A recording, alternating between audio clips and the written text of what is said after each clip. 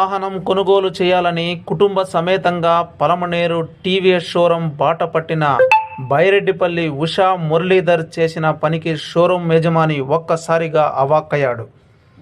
అనుకున్న సమయానికి అనుకున్న విధంగా నచ్చిన వాహనాన్ని ఎంచుకొని ఓకే చెప్పారు.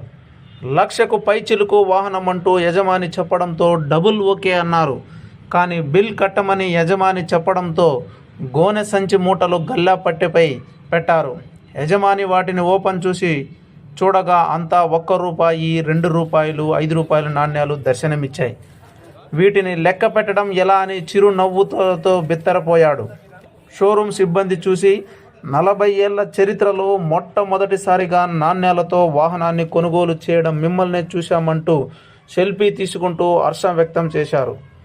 ఏది ఏమైనా షోరూంలో ఉషా మురళీధర్ అందరినీ నవ్వులు పూయించారు. అందరికీ నమస్కారం.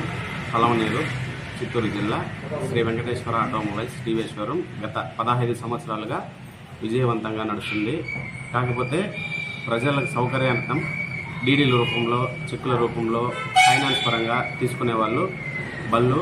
కాకపోతే ఈరోజు చిల్లర నాణ్యాలతో తొలిసారిగా చిల్లర నాణ్యాలతో కొనడం కొంచెం థ్రిల్గా విచిత్రంగా ఉంది. కాకపోతే ఆయన పురోహితులు దాదాపుగా ₹1,00,000 పైచిలుకు విలువ కలిగిన బండిని తీసుకున్నారు.